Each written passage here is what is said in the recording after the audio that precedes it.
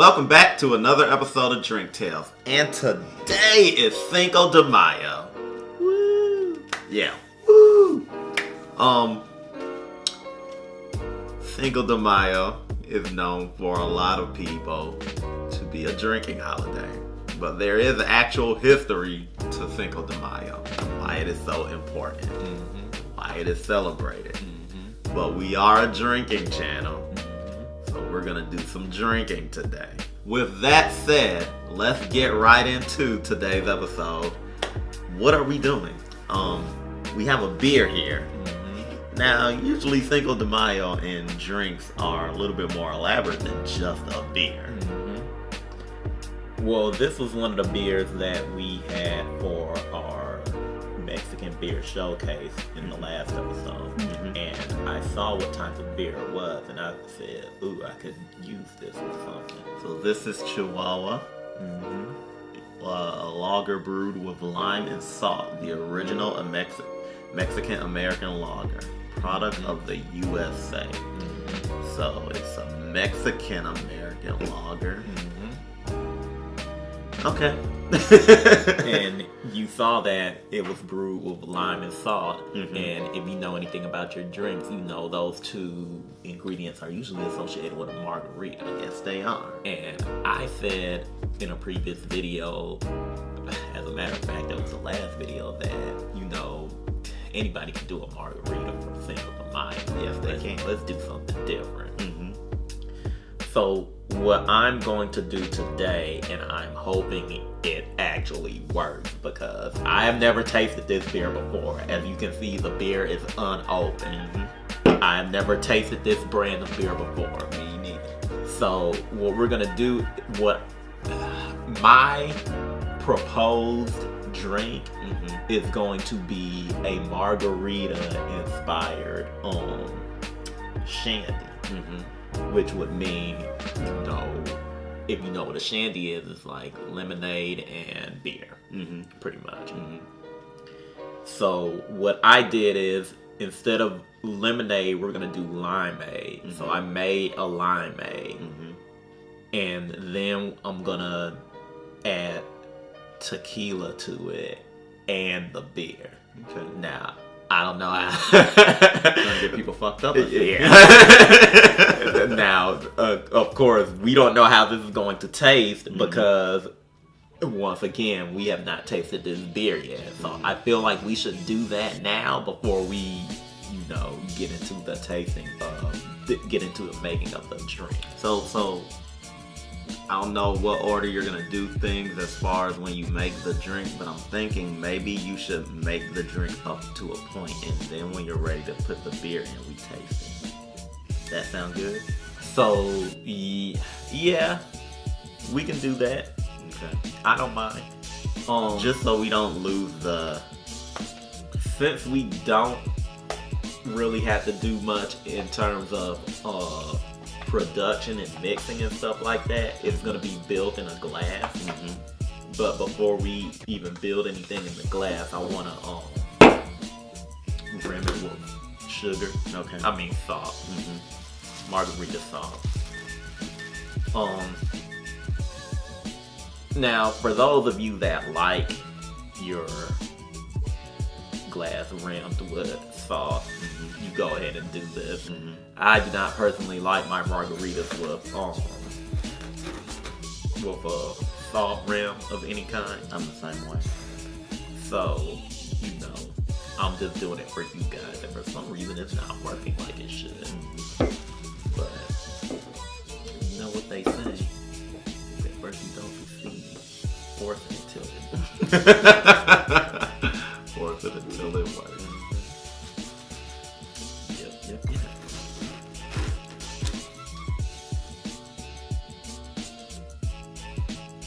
That's good enough. Yeah.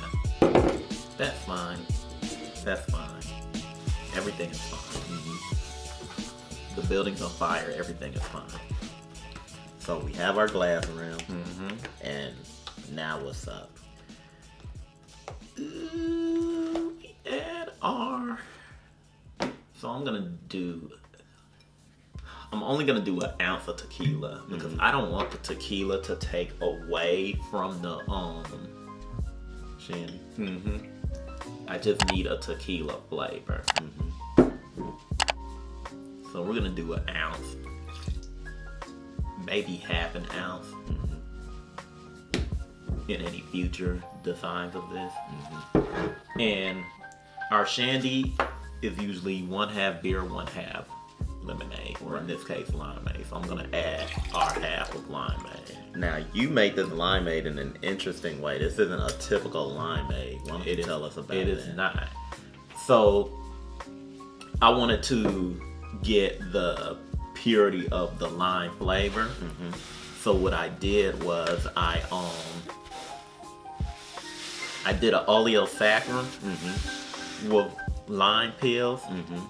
If you guys know what an oleosaccharin is, you know what I'm talking about. If not, basically an oleosaccharin is you take lime pills, you put sugar on the lime pills, and then you let the sugar draw out the oils from your pills. You usually do this with citrus.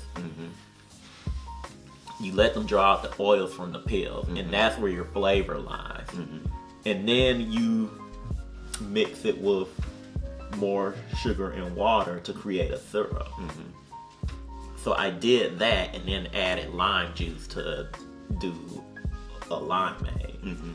So you pretty much have the purest limeade you could possibly do. And it tastes very good. I tasted the limeade separately, and it was really delicious. And last but not least is our beer. No, well, remember, we have to taste the beer first. Okay.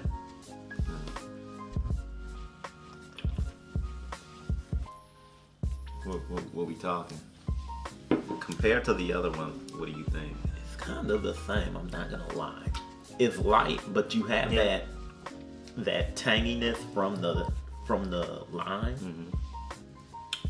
Yeah, it's fine. It's inoffensive. This'll work. This better work. This may not work. And there you go. There's your cocktail. Margarita. Margarita Shandy.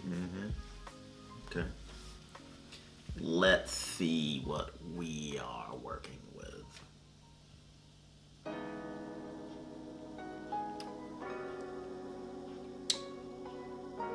It's actually pretty good.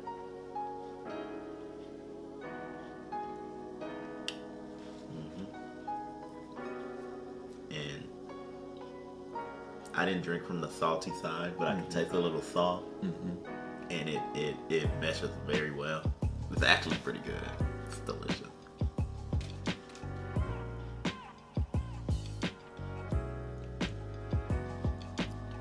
Yeah, I caught a little bit of the salt too.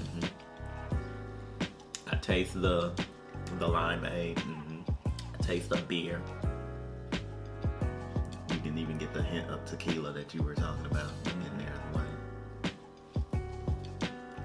Another successful. Yeah, that's a sleeper hit, you guys. And you don't have to necessarily use Chihuahua, but any kind of lager, Mexican beer lager works well with this. We chose this Chihuahua specifically because it has lime in it. Lime and salt. And it came out pretty well. It's pretty good. There's just enough alcohol content, and you know your mileage may vary. You may want to up the tequila quotient, but and I would also argue you don't even have to make the limeade. Like you can just buy limeade. Simply is a good limeade for those wondering what type of limeade to buy. Go with the Simply brand. But yeah, success. And the Chihuahua's pretty good too. Are we gonna name this, or is this just the Margarita limeade? Margarita Shandy. That's right. Well, with that said and done, that should do it for this episode of Drink Tales. Be sure to like and subscribe. Hit that bell so that you're notified of all content that's coming to the channel. Also, check us out on Instagram and check us out on Twitter. And if there is a beer, wine, spirit, liqueur, some type of snack or dessert, something you feel is underappreciated or we can't get all that much access to because it is in another country or it's just not found in this state or this city, let us know about it. Hit us up in our DMs. You know, maybe we come to an arrangement where you either send it to us or you tell us how to gain access to it. Right. And also, too, that also goes for locations. Restaurants, bars, distilleries, breweries, speakeasies, food trucks, whatever it may be, let us know. We mentioned this last episode, and I'm going to mention this every episode until we actually go. We're headed to Miami in a couple of weeks. So, even if you're not from Miami, but particularly if we have any Miami followers or whatnot, let us know any places we should go, food-wise, drink-wise, things like that, so that we can check them out. Whenever we travel, we're always looking for good places to eat and drink at. If you are a restaurateur or a bartender or anything of that nature in Miami, let us know so we can stop by your place. Exactly. We want to meet you guys. We want to meet some of our followers that work in those industries. But that'll do it for this episode, everyone. And until next time.